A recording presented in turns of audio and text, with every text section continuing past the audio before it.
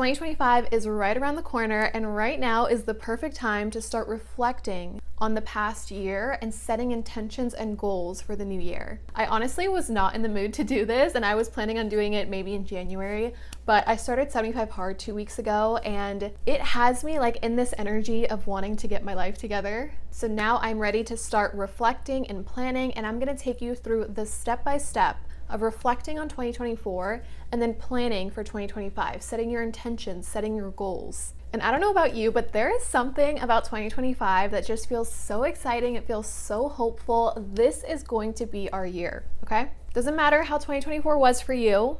2025 is a brand new year with new energy. And we are affirming that it's going to be our year. And I think that this whole reflection and planning process really sets the tone for the year. It allows you to enter the year with clarity on your vision and clarity on your action steps, so you are guided and you know exactly what to do to get to where you want to be. So this video is going to be very actionable, very strategic. We're going to be breaking down step by step the process of reflecting and then planning for the new year. And then in my next video, we're going to create a vision board and a bingo card. So definitely make sure to stay tuned for that video. This is the 8th video of my Glowmas series, where I am helping you glow from the inside and out in preparation for the new year. There's a link in the description box with the playlist so you can watch all the previous videos in the Glowmas series. And if you like these kinds of videos, definitely make sure to hit the subscribe button, hit the little notification bell, and without further ado, let's get into it. Trust me, I know it's so much more fun to just jump right into setting goals and setting intentions and creating a vision board, but the reflection process is so important. You need to start with reflecting on the previous year, reflecting on the challenges that you faced, the wins, and just setting aside time and space to reflect and to celebrate yourself for 2024, regardless what happened this year. And if you had a difficult year, then this part might be difficult. I honestly have been avoiding it because 2024 was not a good year for me. I really started this year with such high hopes and such positive expectation for the year. I set so many goals and I probably only reached like 30% of them. And maybe I can create a separate video all about the goals that I set for myself, the ones that I did achieve, the ones that I didn't, and the lessons that I learned. So let me know if you want to see that video. I went into 2024 with so much expectation of how it was going to go, and the reality of it was actually so different. My year did not go the way that I thought that it would, and I am not where I thought I'd be in the beginning of the year. But I am really grateful to be where I'm at, and I've learned so many incredible lessons this year. So if you relate to that, maybe you had a difficult year, maybe you also went into 2024 with high hopes, high expectation, and you were let down, I just want to remind you that that is okay. It's important to give yourself grace and acknowledge that growth doesn't just happen when we achieve our goals. Sometimes it's about the lessons you learn along the way, and it sucks that sometimes the lessons that we learn can be so difficult at times. But when you process the emotions that come up with those difficult experiences and you extract the lessons from them, you are better for it. And most of the time, I end up feeling so grateful for things not going my way. But maybe you had an amazing year and you accomplished everything that you wanted to. And if that's the case, then celebrate yourself for that. But regardless where you're at, we're gonna start the reflection process with celebrating your wins. So start by looking back on 2024 and reflecting on all of the wins, big or small. What moments brought you joy this year? So some questions you can ask yourself are, what goals did I achieve this year, even partially? What moments made me feel truly proud of myself? What relationships, experiences, or opportunities brought me happiness? For example, I had some health and fitness goals that I didn't hit. So in this reflection process, I thought to myself, okay, maybe I didn't hit my fitness goal, but I do feel like I made progress in that area. As in, I've really incorporated more steps and more activity in my day-to-day outside of the gym, so that's a big improvement. So this part of the process is just acknowledging all of the positives, no matter how small they are, all of the movement that you did make in the right direction. And you could even look back at each month, if you remember each month, and try to think of the specific wins from that month. Okay, next, we're gonna take a look at the challenges and the obstacles that you faced in 2024. So some questions that you can ask yourself for this part. Were there any external factors like health, family, finances that made things difficult? Were there any internal blocks like fear, self-doubt, procrastination that held you back? And like I mentioned, this step can be difficult and it can bring up emotions like disappointment in yourself. But I just want to remind you to be kind to yourself as you reflect on these challenges. The fact that you're even doing this and allowing yourself to look back at these things is huge. So many people avoid doing this type of work because it's too emotionally difficult. So I just want to commend you for even wanting to do this. Okay, so now that you've identified your wins and then challenges, now we're going to identify patterns from this year.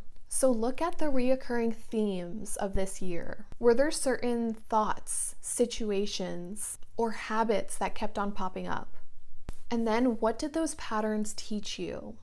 So for example, a pattern that I noticed within myself is avoidance. I feel like this year my screen time has gone up so much. I would constantly be using TikTok or watching Netflix as a form of avoiding my problems. So what did these patterns teach me? They taught me that I need to build a relationship with this avoidance and I need to become aware of when it's coming up so that I have the steps to overcome that feeling of avoidance. And this is something that I'm learning in therapy, is how to build a relationship with these different parts of myself to allow them to be soothed. It's almost like the process of reparenting yourself. So the next part of the process is you're going to extract the lessons from this year. Every year, no matter how good it was or how bad it was, leaves you with valuable lessons. So here are some questions you can ask yourself. What did 2024 teach you about your resilience? How did it shape your understanding of what you truly want or don't want in your life? Are there things you've outgrown? I think a big lesson that I learned in 2024 is truly how resilient and strong I am as a person, that I've fallen so many times, yet I continue to pick myself back up. And that I feel like just gives me so much confidence to continue moving forward, especially into this new year. Okay, so after doing that whole reflection process and answering the journal prompts that I laid out for you, now you're going to channel those insights into actionable steps. So the first thing you're going to do is list out all of your wins, and you're going to keep this visible as reminders of your progress. I think so often we forget to acknowledge ourselves and celebrate ourselves, when the truth is you have accomplished so much, even if it may not feel like it. And then the next thing you're going to do is create a let go list. So you're going to write down everything that you're leaving behind in 2024. So whether that's any fears that you've had, limiting beliefs, insecurities, situations, maybe even people, toxic habits, whatever it is, just write it all out. And something that's super therapeutic to do is to burn it.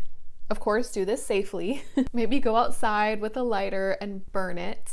But I just think that is such a symbolic way to let go of things. And also something else that I love to do when I'm burning things is to kind of just visualize those things like leaving out of my life, like visualizing the energy just leaving you. You can even like affirm it, like I release and let this go. I release and let this go. I release and let this go while you're burning it. And then just kind of like feeling the energy afterwards, like it is so empowering. I've done this before at workshops and events that I would host in San Diego with my best friend, and it was always such an empowering experience. Okay, so you did it. You did the hard part, you did the reflection, you did the letting go. Now we're gonna move on to the fun part, the planning. Well, it's fun for me because I love planning. I love setting intentions. I love setting goals. It's so fun. And honestly, if you're watching this, you're probably the same way. So now that we've reflected and it's all fresh on your mind, the first step to planning for 2025 is to set a theme for 2025. This is going to be kind of like your overarching like vision for 2025. I love picking like one word for the entire year because it just kind of like guides you throughout the year. So based on what you learned in the reflection process, choose a word or phrase to guide 2025. So for example, growth, connection, balance, courage, joy. Just really reflect on what it is that you need to prioritize and think of like an overarching theme that encompasses that. I still haven't figured out my word for 2025, but I feel like it might be focus. Honestly, I feel like that was my word for the past couple of years. So we'll see if it's gonna be focus. I don't know. Okay, now that you have your word, you have your theme, you're gonna set a vision for 2025. If you guys haven't noticed, I love to start with like the big picture stuff and then go down into the details. So that's what we're doing here. So you have your overarching theme. Now we're gonna talk about your vision. So you're gonna start by imagining your ideal year in 2025. What does your life look like and feel like by the end of 2025? So these are some questions that you can ask yourself to kind of figure this out. How do I want to feel in 2025? Physically, emotionally, mentally? What areas of my life do I want to grow in? Health, relationships, personal development, finance. It could also help if you wanted to do a life audit. So if you're not familiar, a life audit is essentially where you look at all the different areas of your life. So career, friendships, relationships, finances, personal development. It's really different and unique to everybody. And then you're gonna rate each area of your life 0 to 10 based on like your level of satisfaction and fulfillment in that area of your life. And then the areas of your life that have lower numbers, those are gonna be like the areas that you focus on. And it could even help if you wanted to go deeper within that life audit is those areas of your life that have lower numbers, getting very clear on what would a 10 in that area of your life look like. So you have this picture of, okay, right now I'm currently, let's say, at a 4 in my career, for example. Asking yourself, what would a 10 in that area of your life look like? And then once you have those two numbers, okay, this is where I'm currently at and this is where I want to be, then asking yourself, how do I bridge that gap? What do I need to do to take myself from that 4 to that 10 in 2025? And maybe it's not possible to go from 4 to 10 in an entire year. You know, I know a year feels like a long time, but especially when it comes to like career and finances, like these are things that take time. So maybe you don't go from a 4 to 10 in a year, maybe you go from a 4 to an 8 and just bring that up to a level of satisfaction that you feel happier with. And then another question that you can ask yourself is, what's one thing I want to achieve that will make 2025 unforgettable? And I think when it comes to this question, I would definitely say to be realistic. Like, yes, it's always good to like dream big, but when it comes to setting goals, I really love to err on the side of realistic, just because of my personality. Like, I know that if I set really big goals and I don't hit them, it can kind of discourage me. But if you're the type of person who, when you set big goals, even if you don't hit them, like, you know that you're closer to it, so you still feel good and proud of yourself. If that's the case, then go big. Go big. But if you're more like me, where you're like discouraged if you don't hit your big goals, then I would say stay with realistic goals and attainable goals, and then stretch it a little bit. Think about the realistic and attainable goal and then just stretch it a tiny bit. I feel like that's something that I like to do. I don't like to stretch it like way out there to where I'm like, nope, that's not going to happen at all this year, but maybe stay within like, here's realistic, and then here's my tiny stretch.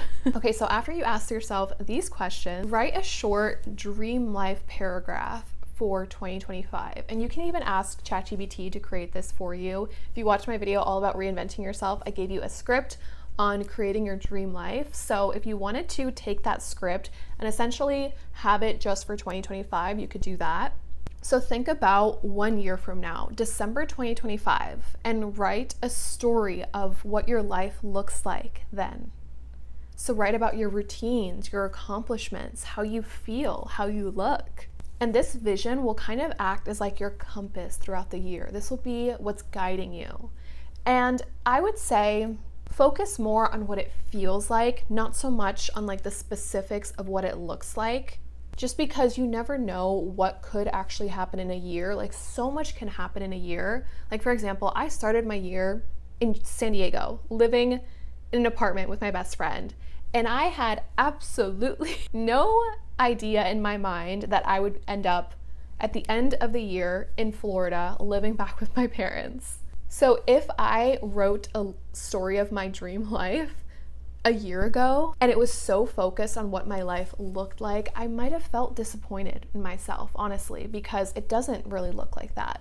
Whereas if I wrote a story about what I felt like, then honestly, I would probably be very close, because I do feel very fulfilled and very happy with my life right now, even though it doesn't look as shiny and bright and perfect on the outside. Okay, so once you have your vision, now you're gonna choose focus areas. So rather than trying to completely overhaul your life in 2025 and tackle every single area, you're gonna choose 3 to 5 core areas to focus on this year. So if you did the life audit, like I mentioned earlier, you can kind of focus on the areas of your life that I would say maybe 5 and below. So if you rate it 5 and below in those areas, maybe those should be the areas that you focus on this year. So for your health, maybe you want to focus on improving your fitness, eating healthier. Maybe you want to focus on growing your business or hitting some career milestones. Or for finances, maybe you want to tackle debt this year or save up some money for a house or for a wedding.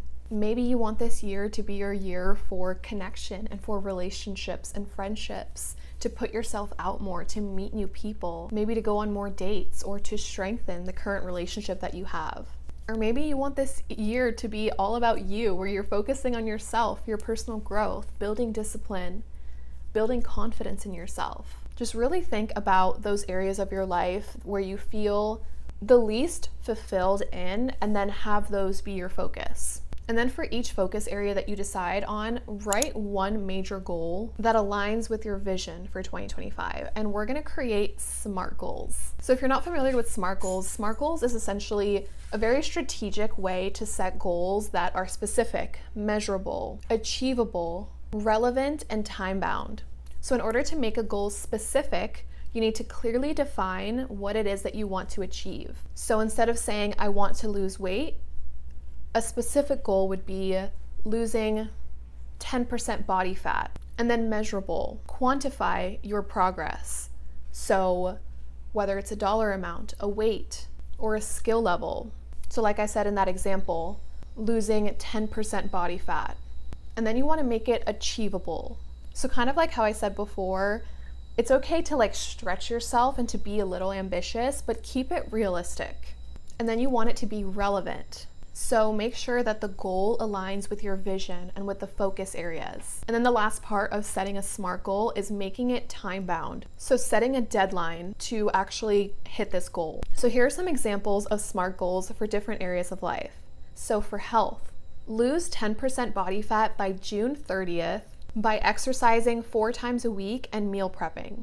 Finances, save $5,000 by December through monthly automatic transfers and cutting back on dining out. For career, reach 50,000 YouTube subscribers by consistently posting 2 videos a week and improving SEO strategies. So you see how these are very specific goals? They're specific, they're measurable, they're timely, they're relevant, and they're achievable. So now that you have your very specific goals, and you're going to create these specific goals for each of the focus areas that you want to focus on for 2025. Now the next step to this is to break it down into actionable steps, because you may look at this goal and it could feel overwhelming, especially if it's something that you want to achieve by December. And we're currently in the beginning, or not even, we're still at the end of 2024. So you want to create that process of breaking it down into actionable steps. So for each goal, you're going to outline 3 to 5 steps that you can start immediately to start building that momentum. For example, for your fitness goal, one of your action items could be get a gym membership, hire a personal trainer, download a macro tracking app. Maybe for your career, it's hiring a career coach, hiring a business coach, or taking an online course, signing up for a class. Just outlining the steps that you need to take. And I would start with like small steps first, like for example, getting a gym membership. Like these are really small things that you can do that'll just help you start to build that momentum and get those wins in. Now the next part of this is you're going to create systems and routines. So when life gets hectic and chaotic, the thing that we fall back on are our systems and our routines and our habits. So you want to create those systems for yourself. I've talked about this a lot in my video all about 75 Hard, how important it is to create systems and routines for yourself. Like right now I'm doing 75 Hard and I have pretty much created a routine out of all of the tasks. So I don't even really have to think about it day to day. All I really need to think about is what workouts I'm going to do and when I'm going to do them. But besides that, everything else is very routine. You know, I wake up, the first thing I do is read a book, drink a full Stanley. And as long as I do those two things first thing in the morning, I can have a successful day, because it's a lot easier for me to just focus on getting 2 full Stanleys the rest of the day rather than 3 full Stanleys. Systems make your goals sustainable. Build habits and routines that make achieving your goals a part of your day, so that when you do have crazy, chaotic days, or you have so much going on, you're just naturally falling back on the systems that you've created for yourself. So for example, you can create a morning routine, kind of like how I created a morning routine for 75 Hard, where I read and drink a full Stanley right when I wake up. Think about the habits that you would need to do consistently in order to hit your goals. So maybe you need to start each morning with journaling, or with meditating, or affirmations. Or maybe your goals have to do with finance, so you start your day with reading a personal finance book. Another example system is financial systems. So creating automatic transfers into your savings account, into your investment accounts. I'm actually learning a lot about this in the book that I'm reading for 75 Hard, I Will Teach You to Be Rich. He talks a lot about automating everything, using spreadsheets to track your finances, or budgeting apps. For content creation, having specific days of the week that you film your content, script your content, edit your content. Just systemizing everything. I also wanted to make a note on this. It's really easy to try to go from 0 to 100 and like completely overhaul all of your current routines and start brand new, but that is not gonna work. And I have learned that the hard way. I have been trying to have a consistent morning routine for the longest time, and I realized that I was overcomplicating things. I was trying to wake up, meditate, journal, listen to affirmations, drink a full cup of water, read. Like, I had this whole list of things that I wanted to do, and it was just feeling more of like a chore than anything. And I realized that with 75 Hard, literally all I do is wake up, read my 10 pages, drink a full Stanley, and do my outdoor walk. And like, that's it. That's just 3 things that I have to do, and it's simplified it. And because I've already mastered that, now I know that I can probably add something. Maybe in like a month, I can add meditating in the morning. So when you think about creating routines and structures for yourself in 2025, don't try to do everything all at once. Maybe break it down into either months or quarters. So think about the most important habit that you'd like to focus on right now and add into your routine. And that could be the habit that you focus on in January, or just Q1. Something you could also do is create a challenge for yourself. Just like how I'm doing 75 Hard, like I am forced to do these healthy habits every single day, no matter what. And I know that over time, it's just gonna be a natural part of my life, and it's just gonna be routine at one point. And that's how you want your habits to be. So in the beginning, you may have to force yourself. You may have to like actively like look at a checklist and be like, okay, did this, did that, did this. But after a certain amount of time, it just becomes second nature and habit for you. And I think it takes a lot longer than 21 days. Honestly, like I think that 75 days is actually perfect, because anywhere from 75 to 100 days, I feel like that's a good range to like when something really starts to feel like a habit. So maybe instead of like doing a 30-day challenge, you decide to do a 75-day challenge or a 100-day challenge. Maybe this is like your new year, new me challenge. And again, it's not a complete overhaul of your routine where you're doing 10 different things in your new year, new me challenge, but maybe you're focusing on 3 things. So for example, you could choose 3 habits to stick to for the first 3 months of the year. And then after those 3 months, you could ask yourself, okay, what's next? What's the next habit that I would like to build on? And then do another challenge where you're sticking to another 3 habits and just adding it on to the current 3 habits that you do. So like I mentioned, probably in January, I'm gonna start up with daily 15-minute meditations in the morning, because I used to do those every single day, and trust me, I was glowing from the inside out whenever I would start my morning with a 15-minute silent meditation and journal my thoughts. Like, oh, that was amazing. So I really want to get back into that. Okay, that's it. That is the whole reflection and goal setting process. So keep all of your goals and all of the intentions and the theme that you set in like a living, breathing document. If you're a Notion girly like me, you can create a whole Notion document. I honestly would have loved to create a Notion template, but I'm so sorry, guys. Like, my December has been absolutely crazy, so I did not have the energy or time to create a template. But maybe next year, or maybe in January, I can create a template. We'll see. But have this kind of just be like a living, breathing document that you continue to come back to each month or each quarter, just to check on your progress, and also check to see if you still align with the goals that you chose for yourself. That's definitely a mistake that I made for myself in 2024, is I set all of these goals and I did create like a whole Notion document for everything, but then I forgot about all my goals. Like, honestly, like, I didn't even look at them until literally just now. So maybe you can even put it on your calendar, like every 3 months you check in on your yearly goals to see where you're at with everything. That could be a fun, like, little quarterly routine that you do for yourself. And maybe even that's something I could do on my channel, is like a quarterly routine where we do it together. Let me know if you'd like something like that. I feel like that would be fun, like a quarterly check-in on our goals. And you definitely don't want to miss my next video. I'm going to be talking all about turning all of these goals and intentions and themes for 2025 and turning it into a vision board, so you have a visual of everything. Not only that, but we're also going to be creating a bingo card, which I'm really excited about. It's going to be my first time ever creating a bingo card, and if you're not familiar with that, I will talk about it on my next video. So make sure to hit the subscribe button, hit the little notification bell, and I will see you on my next video. Thank you so much for watching. Bye.